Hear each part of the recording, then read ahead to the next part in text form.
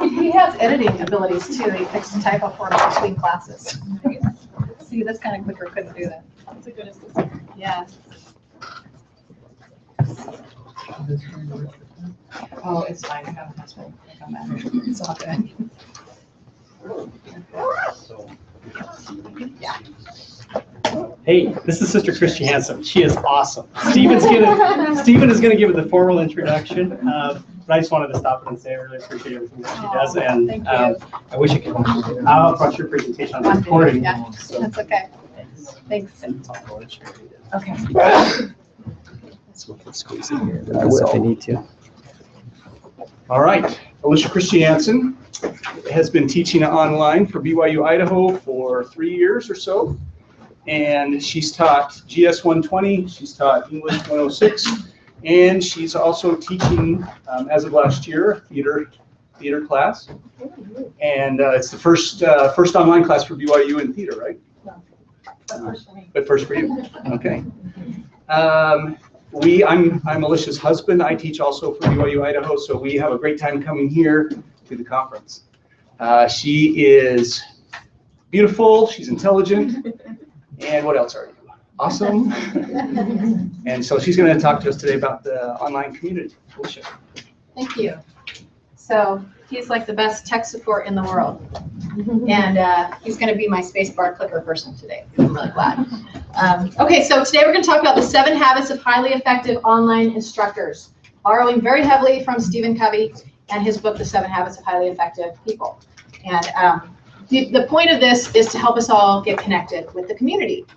So first of all, at the end of this presentation, I hope you can walk away and say, I'm going to use the community. I like the community.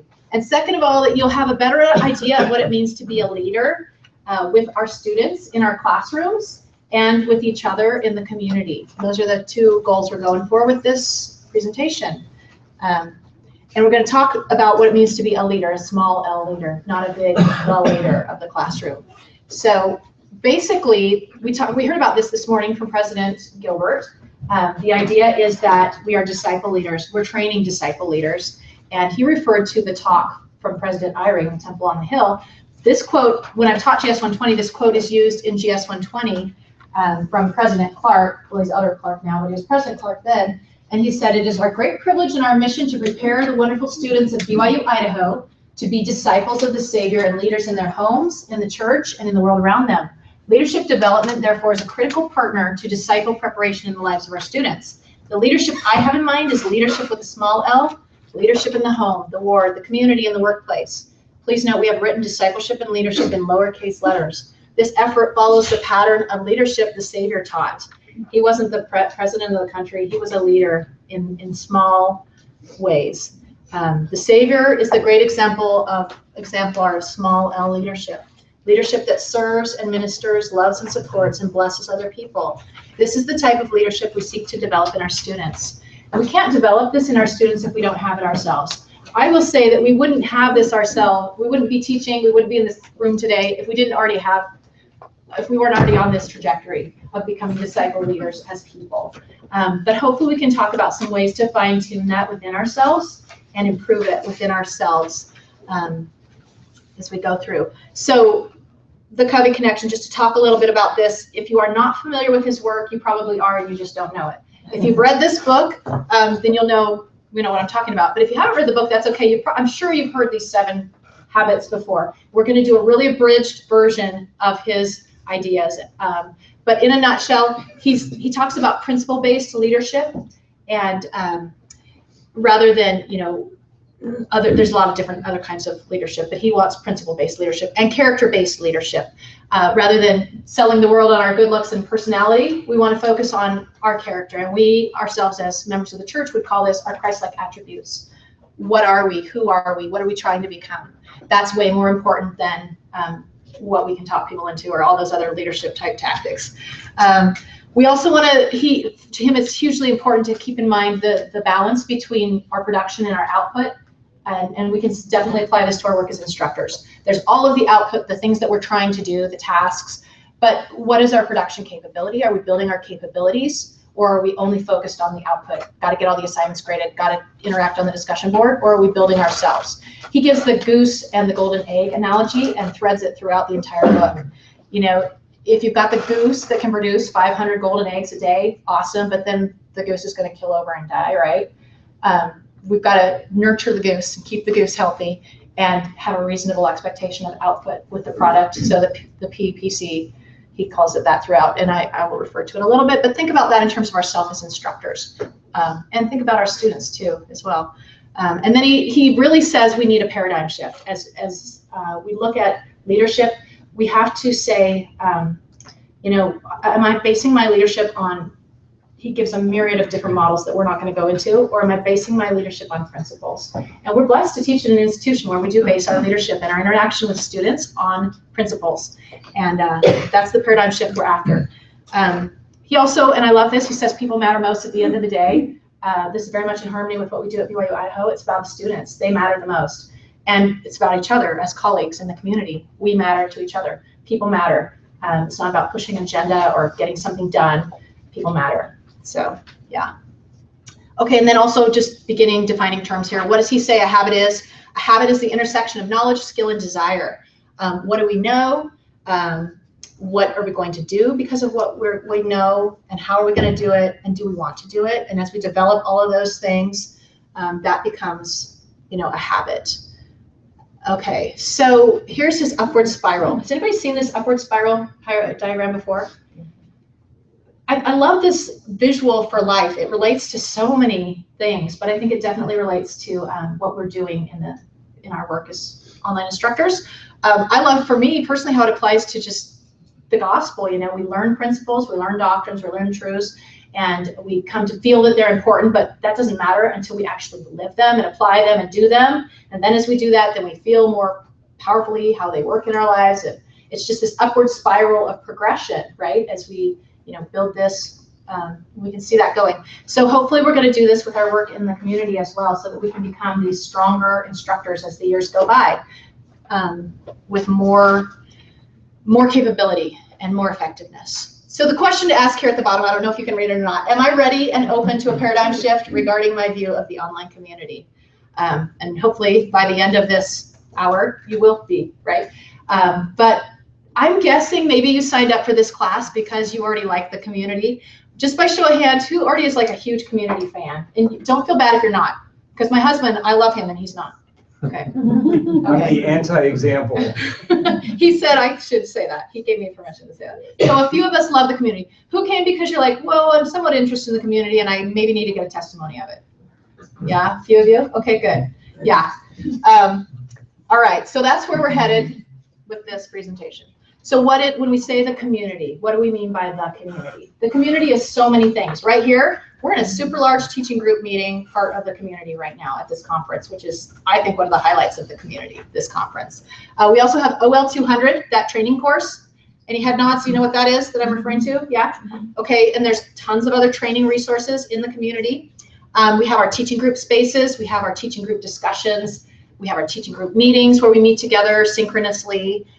We have forums and blogs on the larger community. Under featured content, if you were to click on this pull down menu under featured content, you find some of those. There's this conference, I already said that. There's Tuesday devotionals. You can get online and chat with other instructors during that devotional. So many things. This is the community and more. So the launching page for the community looks like this, and there's this gray navigational bar. If you haven't been yet to this little welcome place, I would encourage you, we won't take time to do it here, but I would encourage you on your own to go to this little welcome place. Scrolling further down on this page, there's a 5-minute video that's fantastic. We're not going to take 5 minutes to watch it in here, but I invite you to watch it on your own. It's an overview of the community and everything that's available in there. What I'm talking about in this presentation, I'm going to share some examples, and they are the tip of the iceberg of my personal experience in the community. Somebody else could give this presentation and share the tip of the iceberg, and it would be completely different than what I'm sharing. And just know that there is a wealth of information hiding in here for us to discover. And if you watch that 5-minute video, it'll give you a pretty good overview of how to navigate and find different things in the community. Okay, why engage in the community? This is from our handbook, which is in the community. you can go to OL 200 to find this instructor handbook, and hopefully we refer to it often in our work, and not just when we were doing the training course, but it's something we can use to help us as instructors in an ongoing way. Remaining informed is part of your role and responsibility as an online instructor, as is your responsibility to participate in the online community as an active member of the BYU-Idaho online instruction family. We have a contractual obligation to be in the community. We just do. So no other reason than that. It's part of our responsibility. It's what we signed up for when we accepted these jobs. So yeah.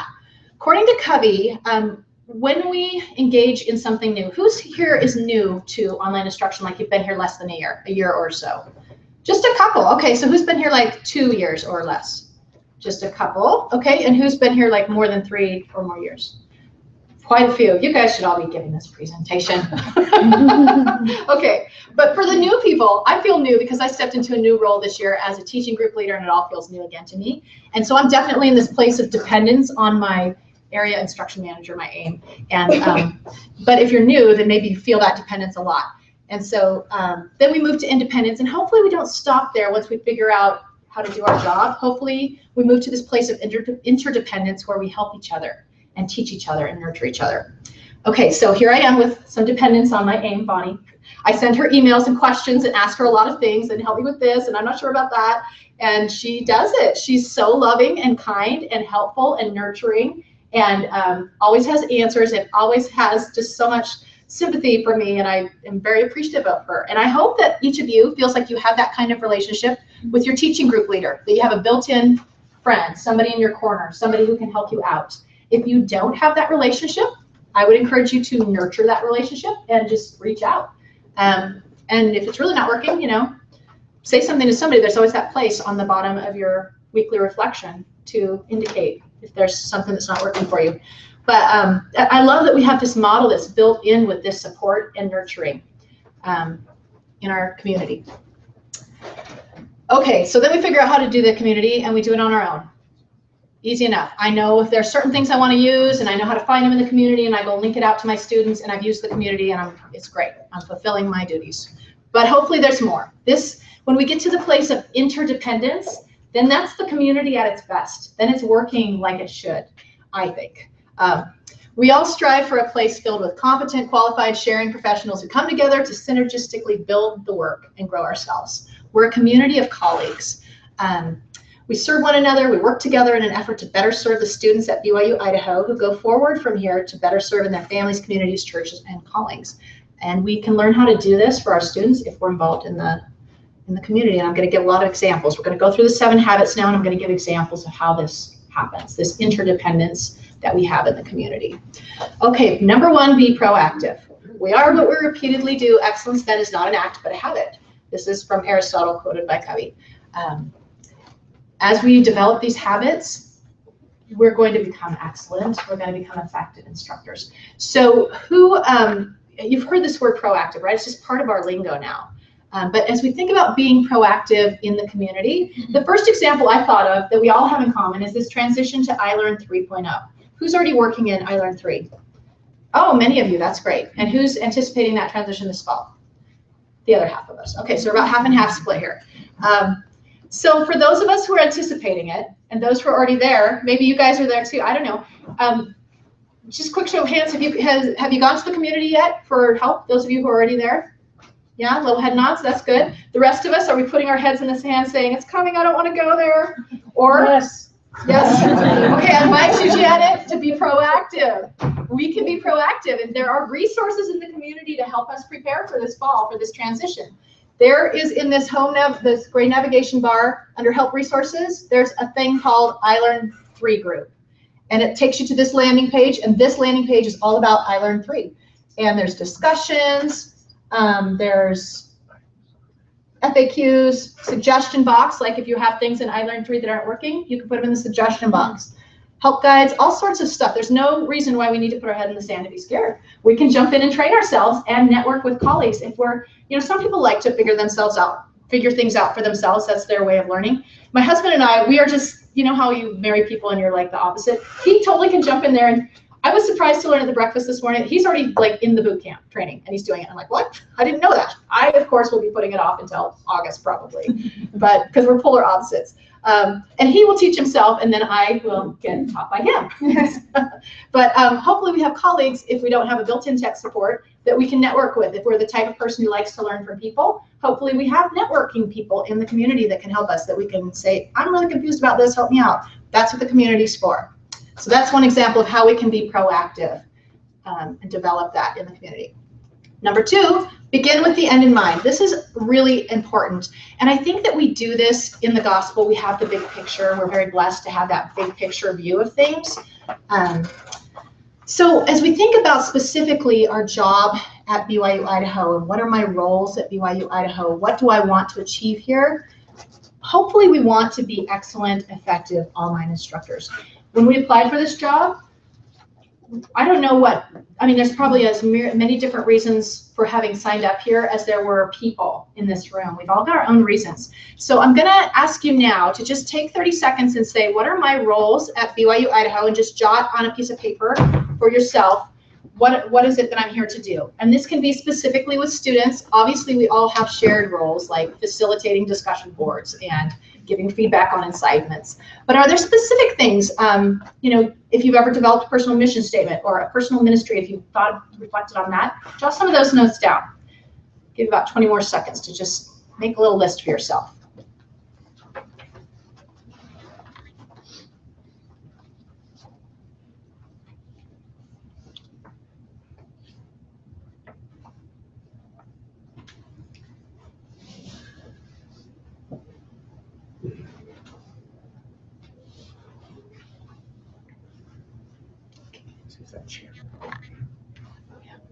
Okay, go ahead and keep writing if you're writing.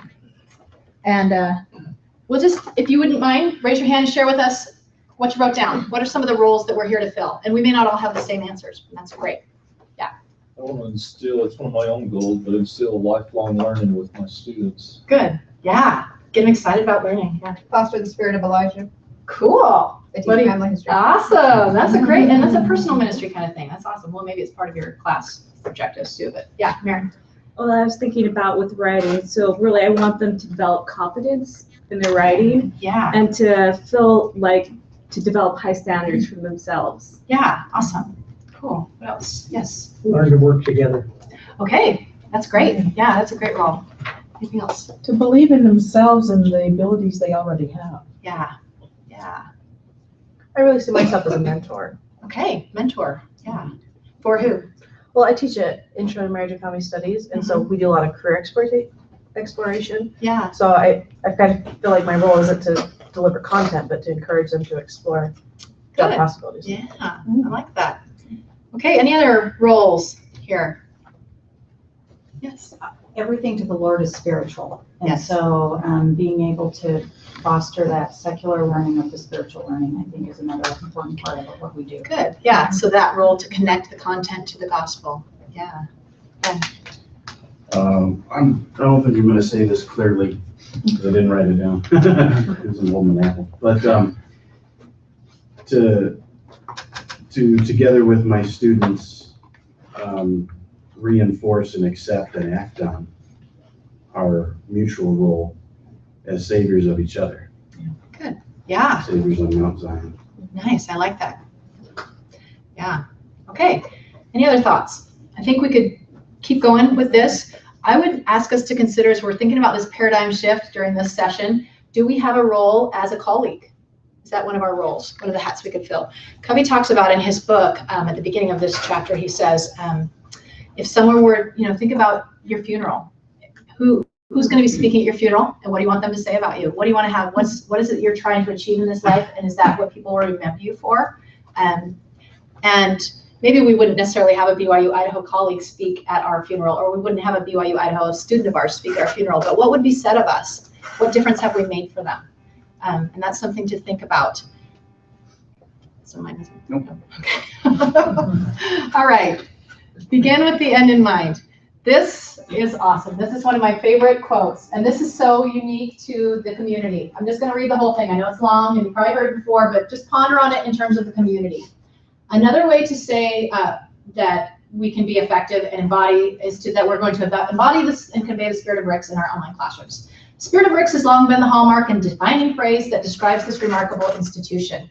The spirit of RICS suggests the spirituality, the desire for obedience, the personal caring, the warmth, the humility, the modesty, the friendliness, the genuine concern for others, the bright smiles and cheerful hellos, and so many other elements that make this university an unusually inviting and supporting and nurturing institution. The phrase of the spirit of RICS speaks to the commitment, to the sacrifice, and to the integrity of so many who have helped to make this institution what it is today and what it will ultimately and inevitably become in the future. If the day should ever come that the phrase the spirit of RICS and its connotations were lost from the vocabulary of Brigham Young University, Idaho, then something fundamental and foundational would be absent from this institution. You will find many definitions for the spirit of RICS, but today I would like to reiterate the definitions I came to understand during my service here at RICS. In Rexburg. The spirit of RICS is the Holy Ghost and its attendant spiritual gifts. Online instructors at BYU-Idaho should understand and support the spirit of RICS and seek to bring this spirit into their online classrooms. And that last sentence is really it. How are we going to bring the spirit of RICS into our online classrooms? We're not going to go to Amazon and find a book about the spirit of RICS. We're not going to go to other websites about online instruction and find techniques we can use to bring the spirit of RICS into our classrooms. The only place, somebody correct me, but some people, the only place I know of to find and learn about the spirit of RICS is in the online community.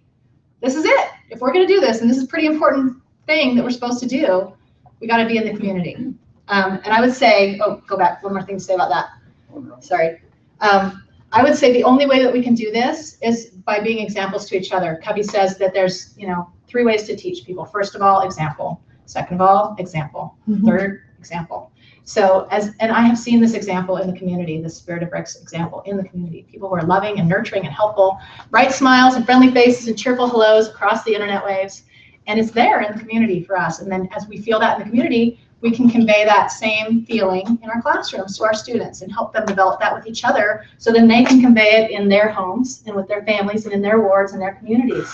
And okay.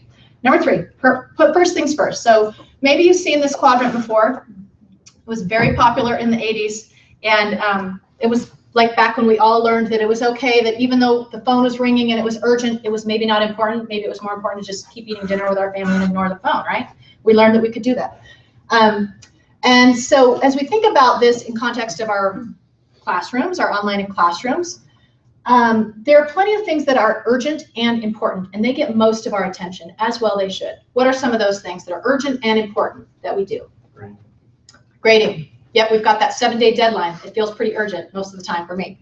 And definitely it's important. Students need feedback. What else is in that first quadrant? Well, emails are more important than grading because they need Student to get back to questions. you in 24 hours. But Yeah. grading, you got 7 7 days. days. The 24 hours, yeah, the emails are urgent and very important to get right back on those. What else is urgent and important? I'd say as a TGL, relationships with like emails from the other teachers or phone calls or texts that they're having a question or something. I need to talk with them as soon as I can. Yeah, absolutely. Yes, Ben? Prayer. Oh, I think you're moving into this, but I'm glad that you see it as that because I think many of us would be surprised. It's not written into our contract that you will pray before you start, although maybe it should be, right? But that's great. I like that. I would say it's not necessarily as urgent as the things that we're expected. We don't have to report on it, you know what I'm saying? That's my point, but I'm glad you mentioned that. But he also does a banner on his notes that says, be sure you pray before you start this course or this lesson or this. I think that I've had students remark on that because I copied him. Good. Good. Yeah. That's cool. Yeah, that's great. I hope we are encouraging our students to pray and that we are praying. And that moves us over to this quadrant, which is the one that Covey says we need to focus a lot on. What's important but not necessarily urgent because somebody's not checking up on it or it's not part of whatever. But we know it's the right thing to do. We know it's the good thing to do. Yeah. I learned 3 fixes. Okay. Yes. Sharpen the saw. Yeah, we're going to get to that. That's actually his number 7. Did you know that? Oh, yeah. Okay. You could probably teach this, right? I don't know. That's cool. Yeah. Celeste. I thought you had your hand up. Okay. Yeah. So as we think about, go back to where you wrote down your role, my role here at BYU-I, and the things that you wrote down. What is it that I need to be doing that I'm not expected to do urgently that is also equally as important. You know, if I had to pick what's one thing I would do that would be of tremendous benefit to be able to accomplish my roles, it's probably not something that's urgent, but it is really important. And so the community gives us a place where we can take a break from the urgent, important things and focus on the non-urgent, important things. We're never going to be highly effective and highly excellent instructors if we don't focus on those important things that are not necessarily urgent. Okay, the fourth habit is think win-win. I love the community for this. We heard from President Gilbert this morning, and we've heard it before. It's an important part of what we do here, that this is a place of educational innovation. When we think about innovation in terms of education, what does that look like? We can learn about it from each other in the community. I have someone in my teaching group right now, and she says often that there's been this long history of education where the teacher has all the power and the students are like these underlings who must succumb to the teacher. And it's not a good model. It's actually not helpful for teaching and learning to have that kind of a model. So I'm grateful to be at a place where we're trying to switch that model up, that it becomes more a place of teaching and learning across. It's a more of a sideways relationship. Yes, we do ultimately, you know, hold students accountable for things. But hopefully the way it's built into the classes I teach, and probably the classes you teach as well, they are accountable to themselves. They do their weekly reports as well at the end of the week. And they grade themselves in some instances. In one class I teach on the discussion boards. So when we think win-win, we're finding places and ways that we can have an abundance mentality where building that relationship with the student is more important than, you know, being right or whatever. And we're utilizing our community of colleagues. We're changing our thinking and changing that role that we have with students. And it's nice to be part of where that's happening. So here's just one example. Oops, no, I'm going to tell this example in my head. I didn't have a slide for it. Okay, so when I first started working here a few years ago, it was a pathway class, and there are these gatherings that they go to, and there is the issue of attendance at the gatherings. And the students write in, I'm sorry, I don't feel well, I didn't go to the gathering. Can you excuse me? And then we are in the place of making a judgment call of, you know, is this excused or not? I have to go to a stake training meeting, can you excuse my gathering attendance? And so I was like, you know, like many instructors going, what do I do with this? I went to the community, and Tori Black, who's one of the wise people in the community, if you don't know who she is yet, anytime you see her name, read it, it's probably good. I'm sure it is. Anyway, she had made a post about what do we do with this gathering attendance policy stuff. And she said, here's how I handle it. There are the clear-cut cases of, yes, of course I'll excuse you. You were in a car accident on the way to the gathering and ended up at the hospital, excused. Or, you know, you have the sniffles and you didn't feel like going. Sorry, it's not excused. You just lose the points, that's okay. Or there's the gray area ones that she says, honestly, I'm not sure about. And she said, that's where I put it back on the student. And I say, you know, I hear what you're saying, here's what you're saying, here's the policy, what do you think I should do? And then she invited the student to reply. And that became a win-win situation because the student got to make that judgment call. And she didn't use that in all situations, but as she prayerfully considered this is a place where I can use that, it became a win-win situation with building that relationship with the student. So I was grateful for that little piece of advice in the community. Yeah. An example of abundance mentality is we often feel we have to grade on a bell curve where you have to have a certain amount of C's and B's. Yeah. But abundance mentality that I promote at the beginning is that everyone can earn an A. Yeah.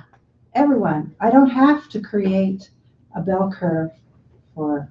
Yeah, that's another educational idea that doesn't necessarily need to apply anymore. Yeah, I like that. Thanks for that example. Okay, now we're moving on to number 5. The 5th habit is seek first to understand and then to be understood. And Covey talks so much in his book about nonverbals as we communicate and how important nonverbals are. How difficult are nonverbals in an online environment? They're hugely difficult. In fact, we have to completely change how we think about communication when we're online instructors. Short of getting on a video chat or something, or the telephone even, I don't even think those are as effective as in-person communication, and we simply don't have that option. So we have to find new ways of communicating that are going to be effective.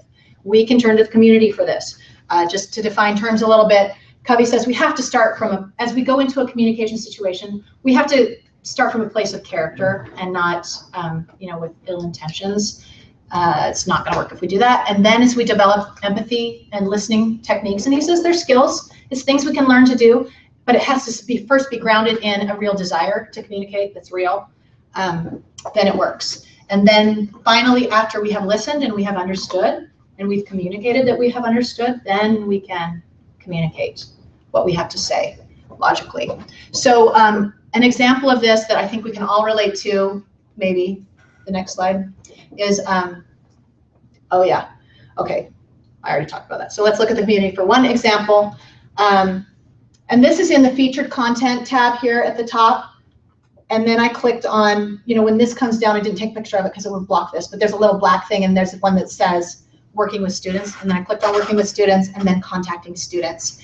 And so then it pulls up a bunch of related, oh, this is a blog or discussion maybe about responding to angry student emails. And maybe if you haven't had an angry student email, that's good.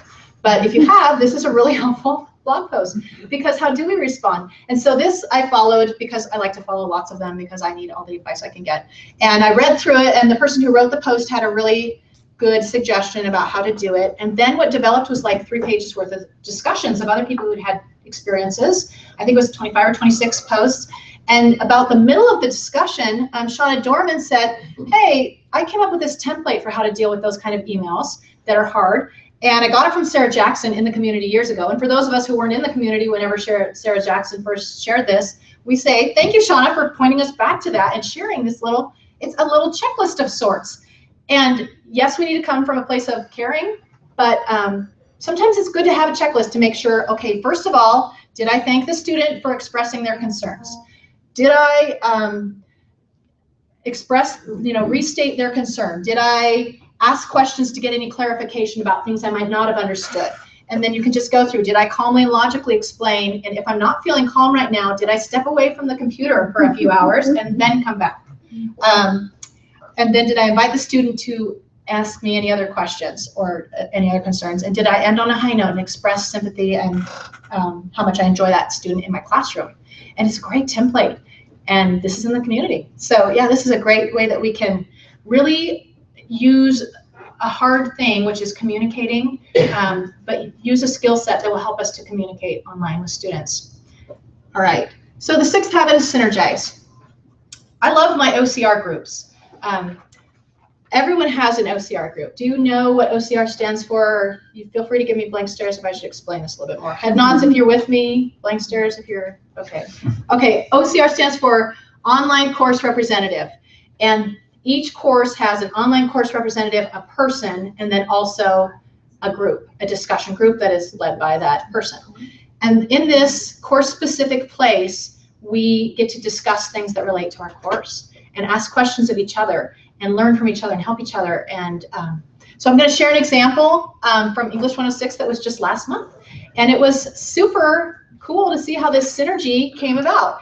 Bryn, a teacher, I know her, I was in a teaching group with her before, posed a question. A student had emailed her and said, I'm taking these grammar quizzes. I keep getting things wrong. I don't know why I'm getting them wrong. Why can't you tell me why I'm getting them wrong? And, you know, Bryn, like all of us, is very busy and doesn't have time to go through each and every quiz and say, here's why you missed, you know, their computer scored, right? So here's why you missed this one, and here's, you know, she just doesn't simply have time. I understand that. And so the discussion developed and people were sharing ideas, and it's a very legitimate concern, and it definitely addresses student needs. And then it came up that there was this one instructor, an English 106 instructor, who had made it her SMART goal to develop little template things she could send students on their quizzes. And then Marin got in there and said, well, maybe we can get, you know, Courtney, maybe you can share this with all of us. We can get you some contract hours to get this developed. And it's kind of taken off that maybe because this one student had a question and this one instructor posted it to our OCR group, thousands of students are perhaps hopefully going to be benefited with template, you know, kind of here's why you missed this question responses because of the OCR group. And I think that's pretty cool synergy that we put our heads together and came up with something better because of the discussion. So, yeah. And this is a picture of Bryn's post. Yes. I get that too with some math problems, and you know the tests or the quizzes are graded automatically. By the computer. They say, why did I miss number 5? And I'm like, oh, number 5. Right, exactly. But a lot of times I'll say, can you rephrase what part of number 5 you didn't understand? And I can, in some cases, go and look those questions up, and that helps. But it is challenging because they seem to think that you know you got all the test banks and all the answers and you know everything and right. Yeah. So but this is the great thing about these courses is that we do have these OCR groups where we can say, hey, these are, this is maybe a piece of the course that could be refined and enhanced with some help for the students. Yeah. So I love this is just showing you where we can go to our groups. Janet. Well, and I think a lot of students that take online courses think brick and mortar for us. Right. I had a student jump on me for the way the course was designed, Yeah. About this and that, so you have to help them understand the whole role and where we report those problems, and that we will submit fixes as needed, and yeah. Lisa, just a quick clarification Sure. too. A lot of OCRs, you are the OCR, the only instructor, and Yeah. you're it. You're your One team. section class. Of course, you have a course lead to work with, but yeah, you won't have a space in the community for, Okay. for yourself. Thank you. Thank you for pointing that out. Yeah, I teach in the big sections, I guess. Okay, so habit number 7 is sharpen the saw. So then you've got the larger, going back to this, so then you've got the larger community, and you do have your course counsel with the course lead. But hopefully, if you don't have an OCR group, you are more engaged in the larger community. Okay, so sharpen the saw. I'm just going to read this. This is how Covey starts this chapter of the book. Suppose you were to come upon someone in the woods working feverishly to saw down a tree. What are you doing, you ask? Can't you see, comes the impatient reply. I'm sawing down this tree. You look exhausted, you exclaim. How long have you been at it? Over 5 hours, he returns, and I'm beat. This is hard work. Well, why don't you take a break for a few minutes and sharpen the saw, you inquire. I'm sure it would go a lot faster. I don't have time to sharpen the saw, the man says emphatically. I'm too busy sawing. Okay, yeah, we all go, well, come on, buddy, just sharpen the saw and it'll go faster. It seems pretty easy. But how often could we do this scenario? Suppose you were to come upon someone in your teaching group working hard in their class. What are you doing, you ask? Can't you see, comes the impatient reply. I'm facilitating my online class. You look exhausted, you exclaim. How long have you been at it? Over 5 hours, he returns, and I'm beat. This is hard work. Well, why don't you take a break for a few minutes and look at the online community, you inquire. I'm sure it would go a lot faster. I don't have time to look at the online community, the man says emphatically. I'm too busy teaching. Okay, anybody guilty of this? You don't have to raise your hand. But I think that the idea here is that when we are doing this 5 hours of really hard work, we're like pushing out those 500 golden eggs, right? And we're on the fast track to burnout. And the way to pull back from that and to build our production capabilities is to go to the online community and sharpen our saw and develop some skills and learn from one another. And as we do this, we're going to be more efficient, actually, and it won't take us 5 hours. With a sharp saw, it doesn't take 5 hours to cut down one tree, right? Then we're more efficient because we've gone to the community. So as we look at our time each week, I want to preface this with, this is me. This is not a prescription for anybody else. This is what works for me. Okay, so we all have our own contractual obligations to fulfill, and that's up to our own stewardship. But this is what I do. I look at my contract and I say, okay, I'm teaching a 3-credit class, and that's approximately, 9 to 12 hours a week. Say if I pick 10, because that's a nice even number to do math on, and 15% is supposed to be of my university citizenship, then that's 1.5 hours, right? So if I'm going to spend half of that time doing my weekly reflection and responding to emails and all of that, that leaves me with maybe about 45 minutes that I have to spend in the online community each week. I can do that as 10 minutes a day, 4 or 5 days a week, and sometimes I do that. I get that daily digest thing, and I think we're going to have time at the end to show, by raise of hands, who gets that daily digest at 5 o'clock where you get an email? Nobody? 1, 2? Wow, we're definitely going to do that at the end. It's like gold, you guys. It just shows up in your email, and you're like, these are the discussions I'm interested in following, and so I'll just read through a few of those for 10 minutes. It doesn't take longer than that, but it keeps me up to date and getting new ideas on discussions and topics that I'm interested in. Sometimes I do it 15 minutes, 3 days a week. I don't do it every day, maybe.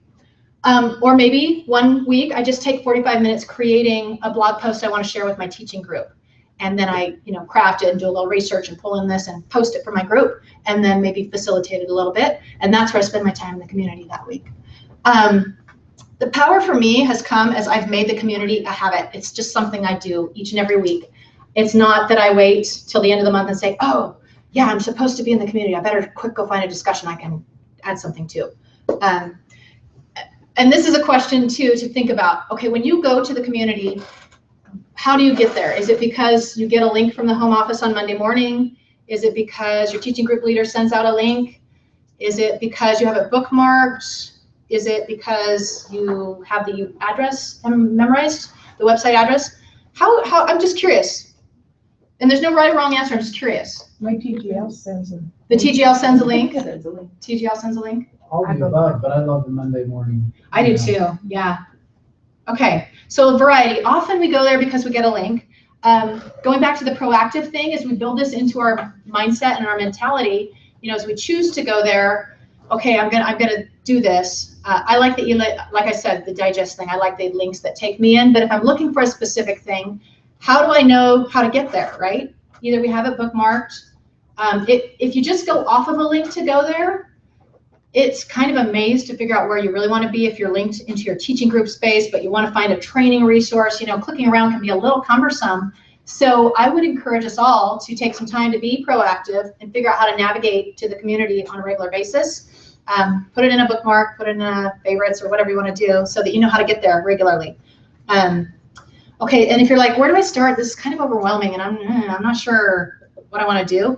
I would say start with your teaching group. It's a small group, it's colleagues, it's friends. Hopefully you get to know them because you have these meetings together and you have these discussions together and you can build each other and work with each other and build those friendships in a meaningful kind of ongoing way. Get to know some people. So it's not just like random people that you feel like, there's 1,100, 1,200 of us now. I don't know anybody. Well, yeah, you know 8 and you can get to know 8.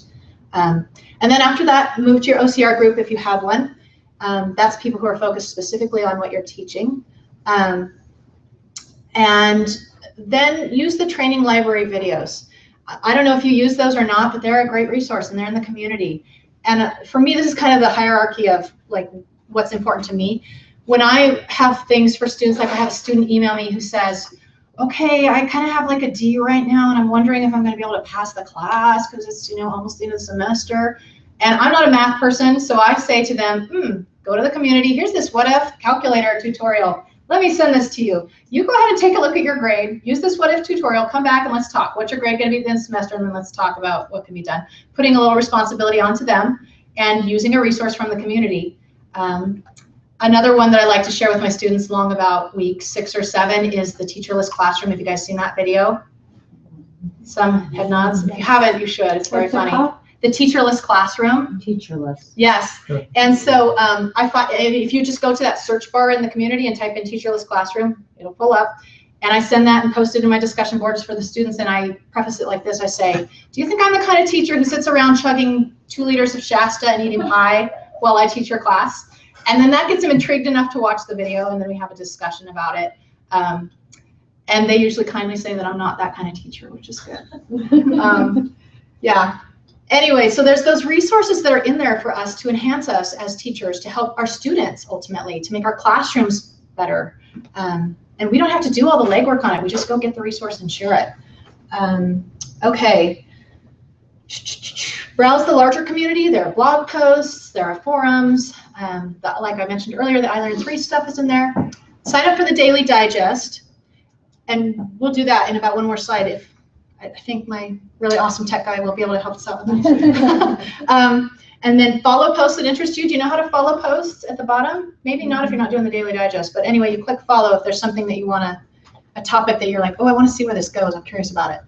And then join the conversation. Ask questions, share ideas, link to outside resources that you think would be useful to other instructors.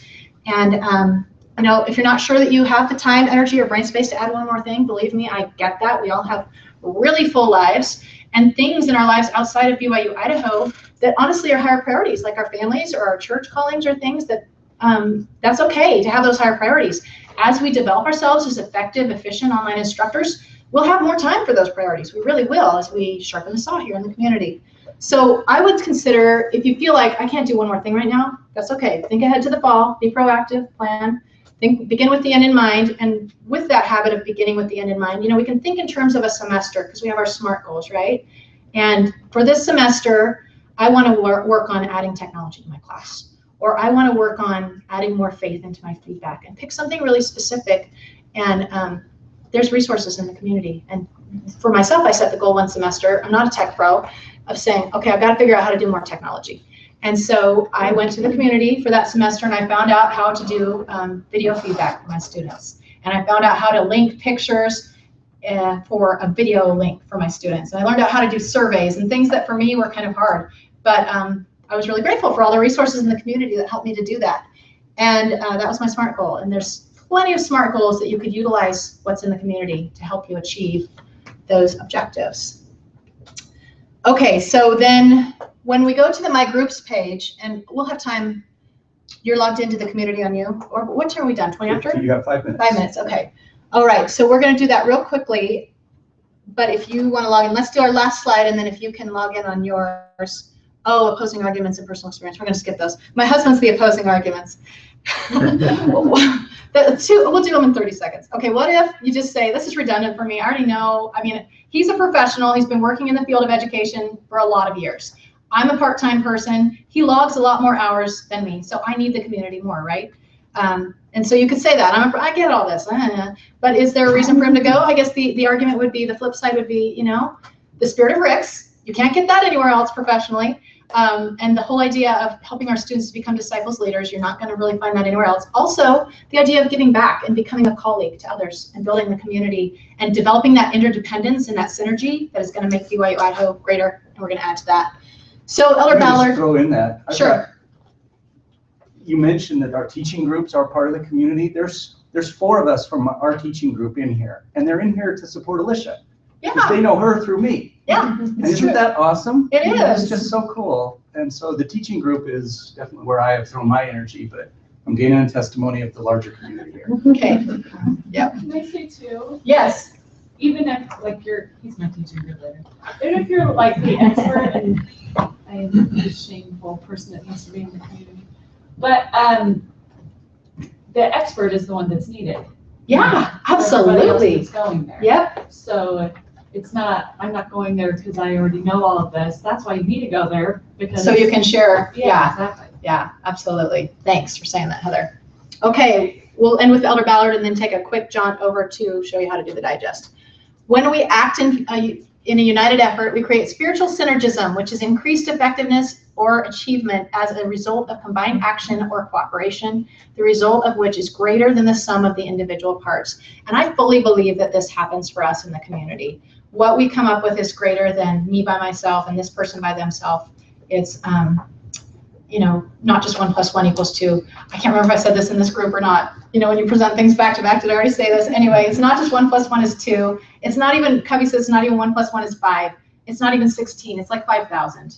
As we come to the community with the 1,200 of us, wow, there's so much untapped power in this group to do good things. And I hope that we will do that because Elder Ballard believes it can happen and we all know it can. So I leave that with you in the name of Jesus Christ, amen. Amen. Okay, so, and then let's go to the community. Thanks. See you in the community. Okay, and So then, if you already know how to do this, yeah, you're free to go if you already know, or if you want to see how to sign up for the daily digest, we'll show you because it's cool. Are you gonna log in as you or me, or however. it doesn't matter? If yours is automatic, Me, then mine's do you care? automatic. Yeah, it's fine. And you don't have it bookmarked, right? No. I think, I don't have the website memorized. BYUI.me or Name. Onlineinstruction.ning.com. Oh, yeah. I have a bookmark. I have it bookmarked too. That's how I always go there. It's like knowing your cell number. We've never. Right, because I don't know my own cell phone number, yeah. But I've got English 1 group here coming up. You That's probably- okay, so I'll show you where to go. Is that okay? So, yep, you go to, I hope I will. I think click on yourself or options. Click on your name. Yeah, click on your name. Right here? Yep.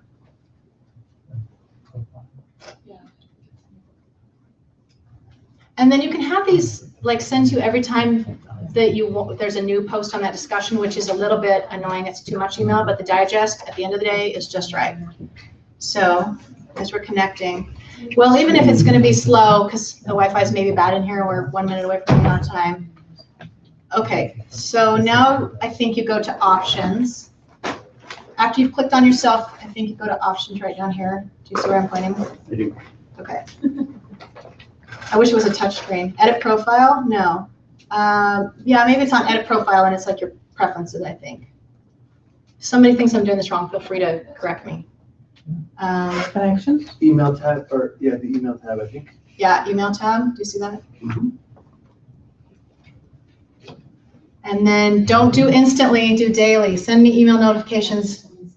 Instantly is too much, and then daily is just right. Oh, cool. So does Yeah. that mean you don't get when the Right. 25 people respond Yes. to the post you posted on? Yes, then you don't get it instantly. If someone joins the community, you don't have to get a post, you can uncheck that, you don't need to know them. Other than instructors. Yeah, so you can, so yeah. Okay, oh, and I forgot to do this thing because I was so excited about this. Take 20 seconds and turn to the person next to you and what's your takeaway? What are you gonna do different in the community because of this? Or jot yourself a note if you're more of a writing, thinking person. What's gonna be different in the community for you? Have you had a paradigm shift?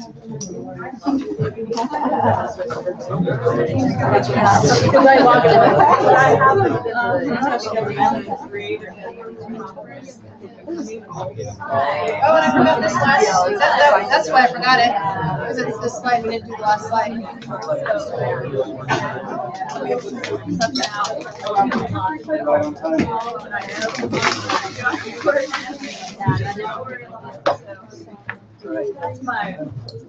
Excuse me. Thank you.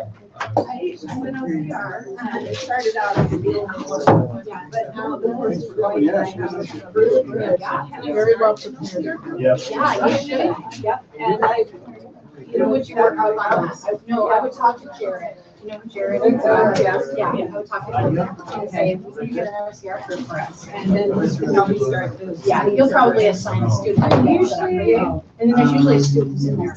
They usually only do them if you have an instructor or We don't have that big. So that's when they do it automatically, but you can see again whether they'd be willing to do one for their first one. But like, that's what it is, like when they have so many instructors, they're like, well, if you have 10 or more, you might as well have space. If it appears in that, usually you can do it by team. Right, if we have, well, I was just thinking of value, because we don't have that many, it's only 5 right now. But I'd love to get them all, get their ideas, I feel like we need to Google space then to do. Well, yeah. But they might be willing to do it, they just don't automatically do it when you have that. Yeah. Okay, thank you. Thanks for being here. Great presentation. Oh, thanks for being here. Really enjoyed it.